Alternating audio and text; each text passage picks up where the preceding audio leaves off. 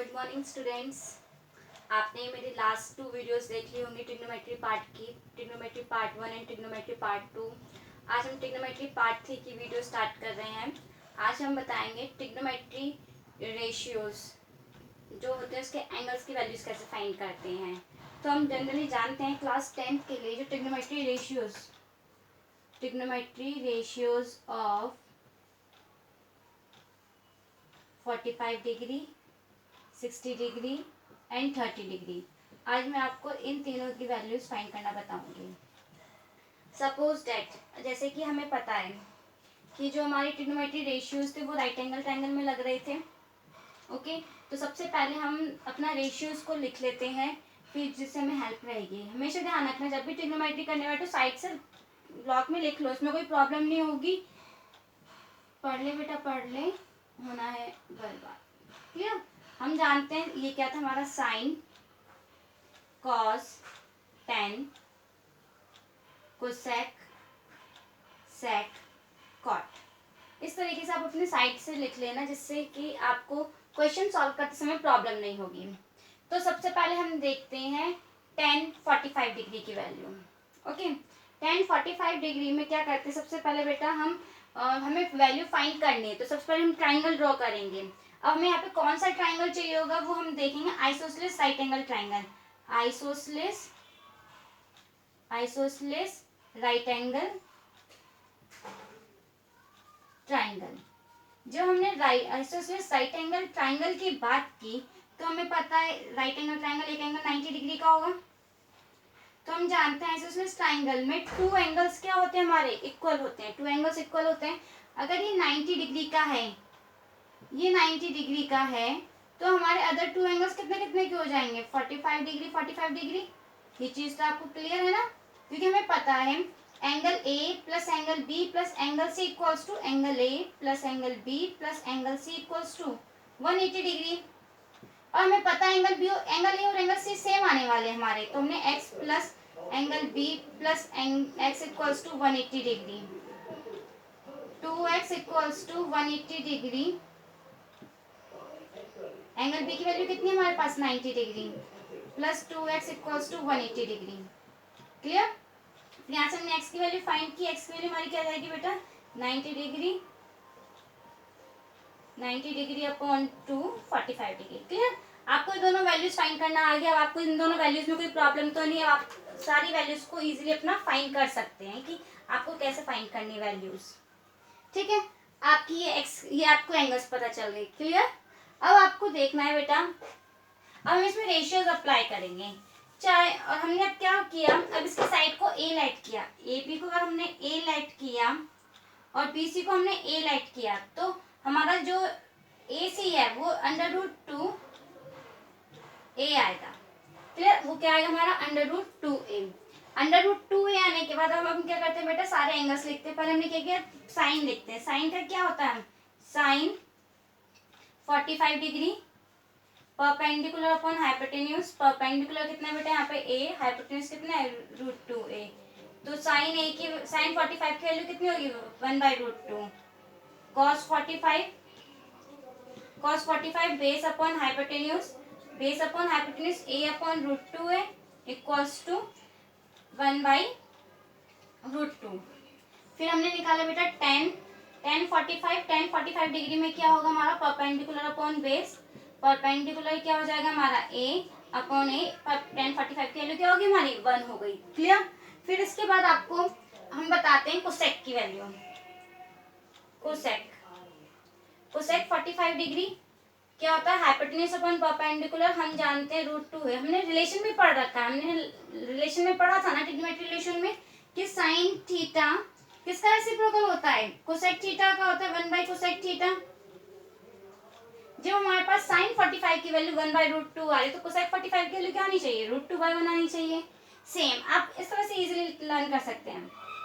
Sec 45 degree equals to hypotenuse upon base √2a upon a √2।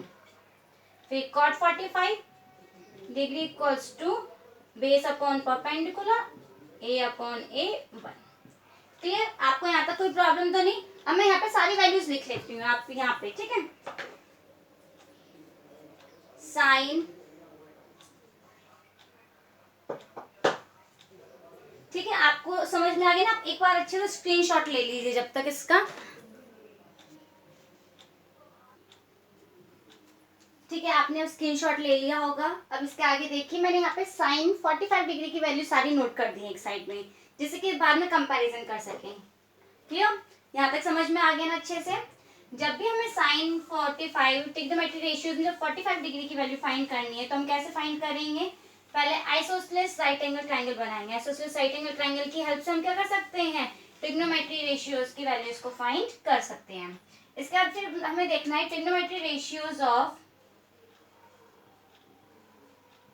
60 degree and 30 degree. 60 degree 30 degree हम एक ही triangle में कर देंगे। अब देखो कैसे निकालते हैं हम।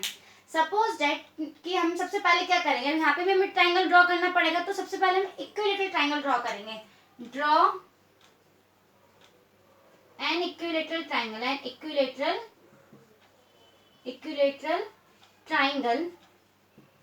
क्लियर, यहाँ तो कोई प्रॉब्लम नहीं। सबसे पहले हमने एक ट्रायंगल इक्विलेटरल ट्रायंगल ड्रॉ किया ABC। फिर हमेशा ध्यान रखना कि जो हम जानते हैं मैथ्स में हमें जैसे इजी लगता है हम उसके अकॉर्डिंग काम करते हैं अपना। तो हमने क्या किया, इसकी जो साइड्स थी उसको 2a ले लिया, लेट कर लिया।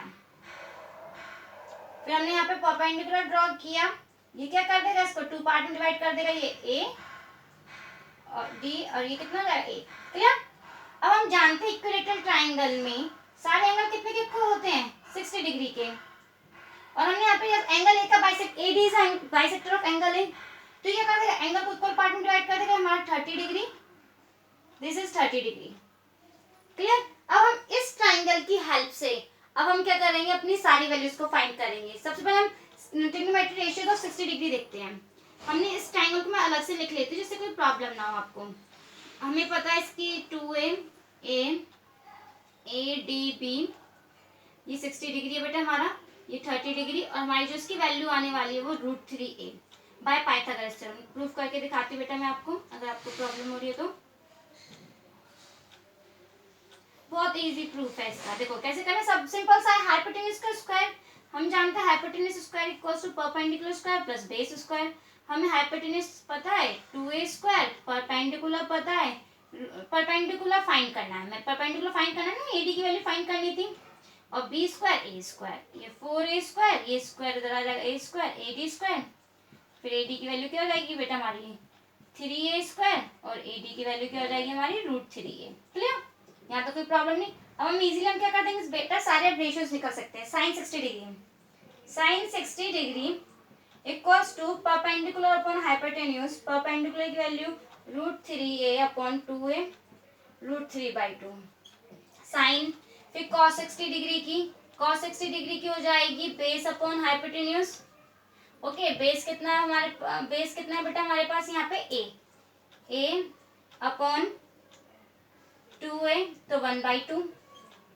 tan 60 डिग्री की क्या हो जाएगी बेटा हमारे पास, perpendicular upon base √3 upon a upon a √3। Clear, फिर इसके बाद हमने क्या देखा, कोसेक की देखी, कोसेक 60 डिग्री की, इसकी वैल्यू क्या होती है बेटा, हाइपोटेन्यूज अपॉन परपेंडिकुलर। इसकी वैल्यू हमने क्या की यहाँ पे 2a अपॉन √3a, यहाँ पे वैल्यू क्या आ गई हमारी 2/√3।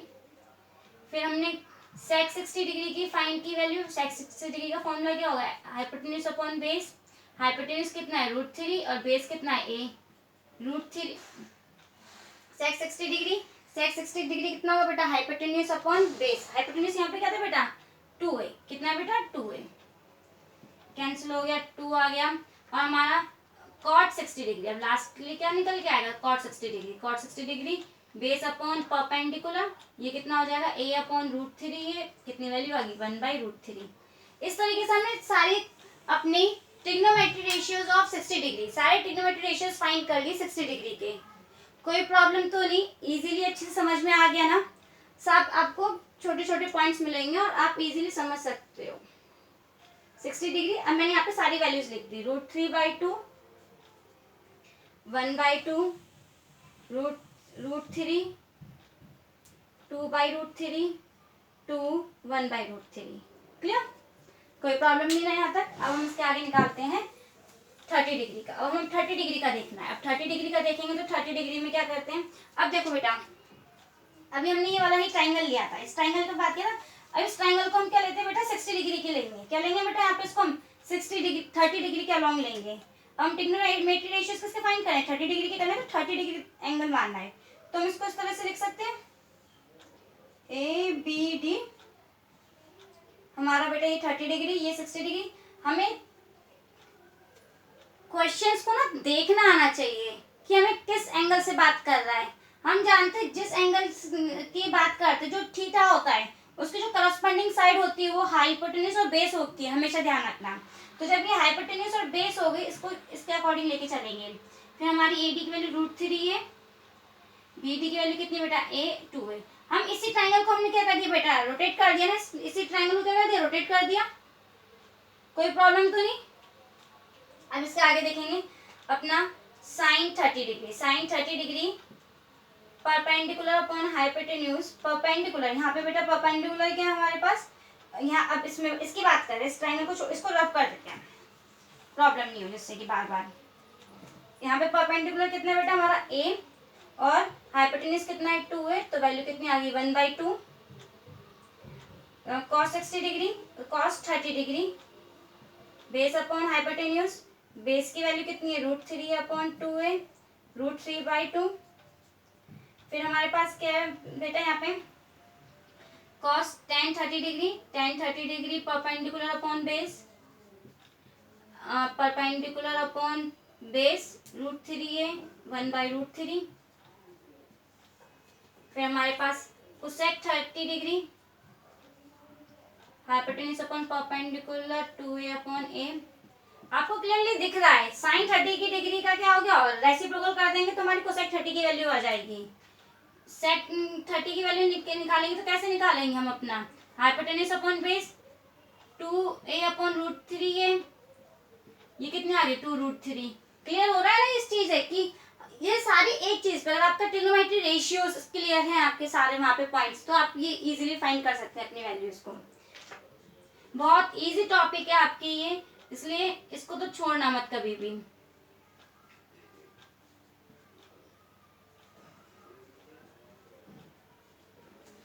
अब हमने यहाँ पे 30 डिग्री की वैल्यू लिख दी अपनी 1/2, √3/2, 1/√3, 2, 2/√3 एंड √3। आपको अच्छे से समझ में आ गया होगा ना कि हम कैसे ट्रिग्नोमेट्री रेशियोज को फाइंड कर सकते हैं।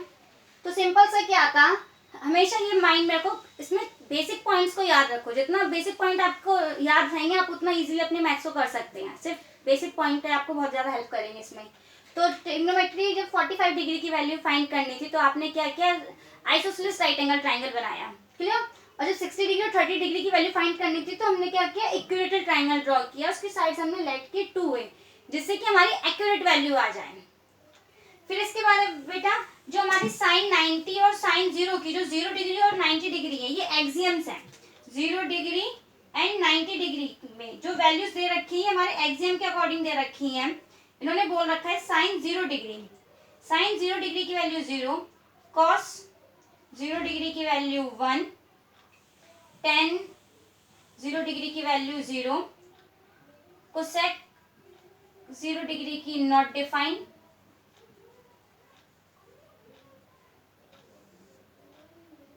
sec 0 डिग्री की 1 और cot 0 डिग्री की नॉट डिफाइंड। क्लियर, समझ में आ गया ना। फिर इसके बाद क्या हमारा 90 डिग्री के लिए निकालेंगे, ये प्रूफ्ड है, इसे हमें सॉल्व नहीं करना, हमें डायरेक्टली हम इस तरह से कर सकते हैं। sin 90 degree 1, cos 0 degree 0, cos 90 degree 0, tan 90 degree not defined. फिर आपको करना है हमारे आई cosec 90 degree 1, sec 90 degree not defined and cot 90 degree 0। Clear, इस तरीके से आपकी सारी वैल्यूज फाइंड हो गई।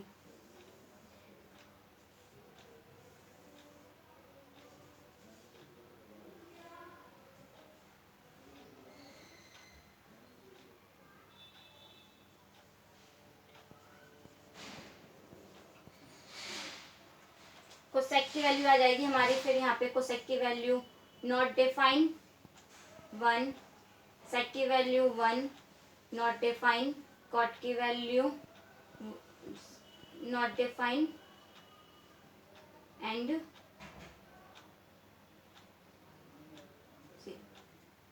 क्लियर। कोई प्रॉब्लम तो नहीं आता। Please like and share my videos. Thank you.